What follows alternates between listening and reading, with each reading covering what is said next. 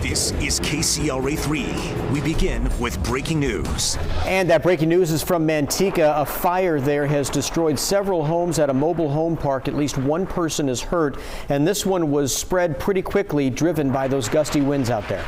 Yeah, the fire happened at the Islander Mobile Home Park. Firefighters got this call about 12:30 this afternoon. Crews are still there on the scene. Here's another look at this fire. This video shared with us from a viewer. You could hear the wind there, and you can see how intense the flames are. Listen to that. That is some intense wind. KCRA 3's Kay Racine joins us live from the scene with the latest. Kay?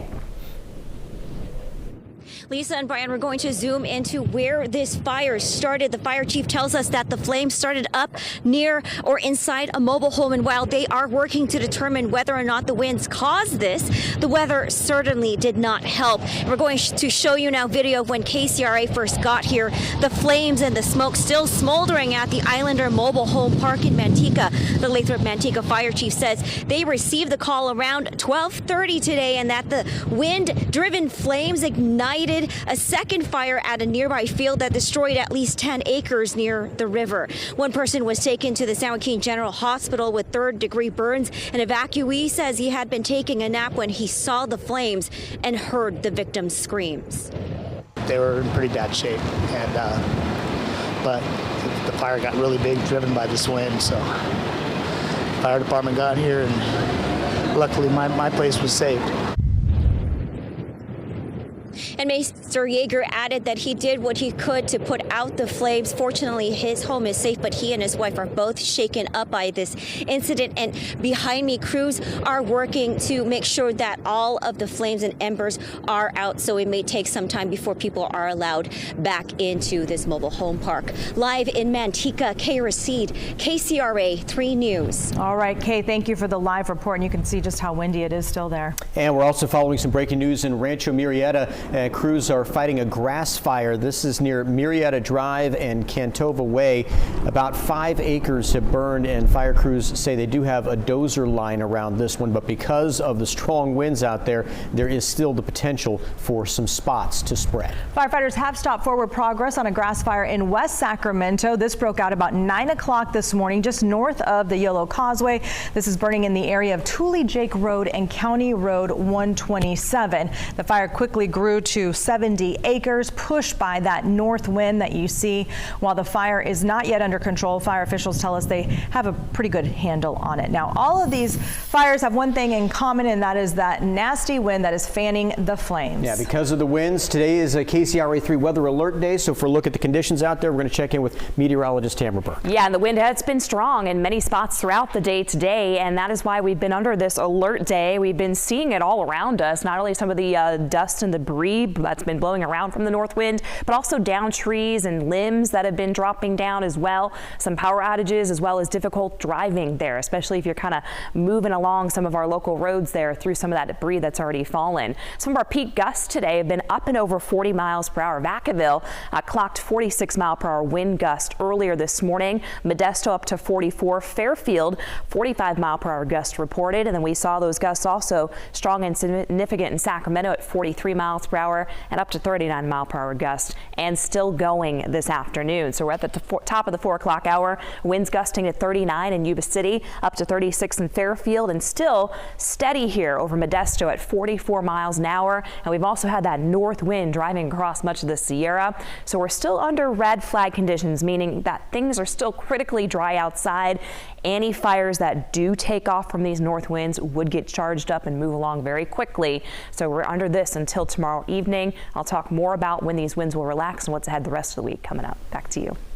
And right now, thousands of people in Northern California have no electricity. That's because PG&E has turned off the power in parts of 23 counties. The utility company is concerned that its equipment could spark fires during these windy conditions. And here's a live look at the PG&E outage map. Now, the areas that you see here in pink with the pink triangles, those are part of the public safety power shutoffs. Thousands of people in Solano County are among those whose power has been shut off. And KCRA 3's Lizzie Mitri joins us live from Vacaville with more on that. Lizzie?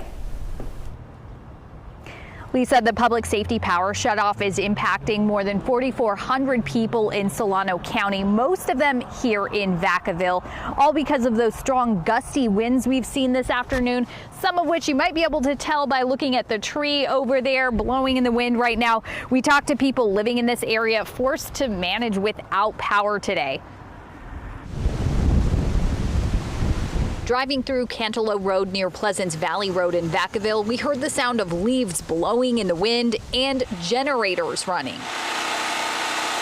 Roughly 2,300 people in Vacaville don't have power today since PG&E shut it off early this morning as a precaution because of strong winds and high fire danger. Like many living here, this was Kathy Bertinoli's reaction to the public safety power shutoffs. Basically, not again. It happens quite often now, but I don't know I guess it's better than having a fire. She was on her way out of the house when we spoke. Well, there's not a whole lot you can do, so we decided to go shopping. I don't have a generator yet, but I'm going to get one. Other people who did not want to go on camera told us they're frustrated this keeps happening. Here's what PG&E said today. We know it's frustrating. We're doing this for safety. We want to keep our customers safe. The goal of any public safety power shutoff is to prevent a catastrophic wildfire. So this is really a safety issue.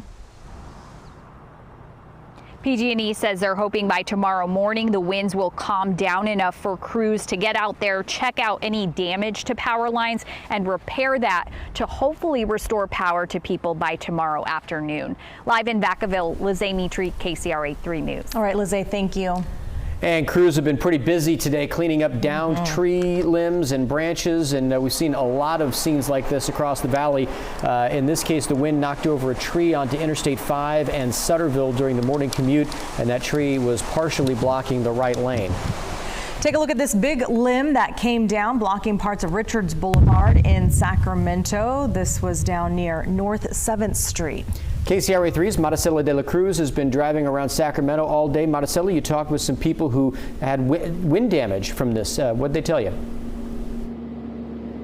That's right. I spoke to 2 residents. You know, their car pretty damaged, but I also want you to take a look at what's going on just right behind us. Right here, these crews trying to clean up this debris, these tree branches that are pretty big. We're estimating that this tree branch about 15 feet long, and it also caused some major damage to this vehicle. We can see that back window, you know, pretty damaged. Crews have been working out here pretty fast. We are right between F and E streets along 10th, and you know, we have been seeing these crews. They've been working pretty quickly.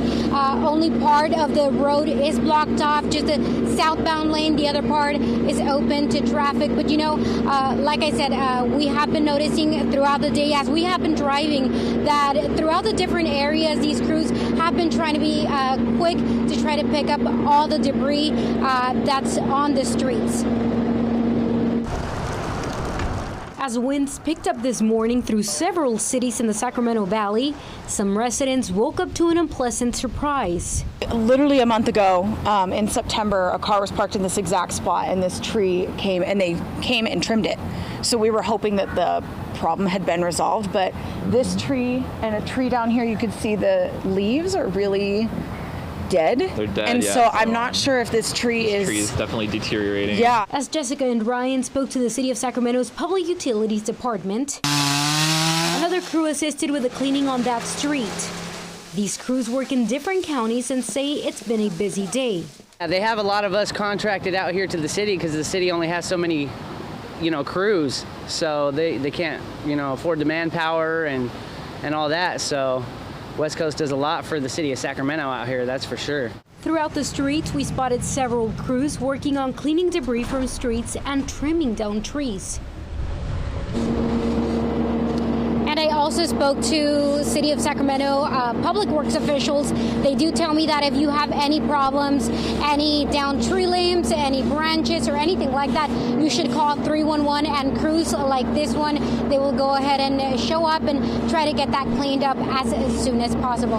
Live in Sacramento, Maricela de la Cruz, KCRA 3 News. Okay, Maricela, thank you for that update. And now from the valley to the high country we go, where snow has been falling in the Sierra. This is time-lapse video from Sierra Tahoe around 11 o'clock this morning.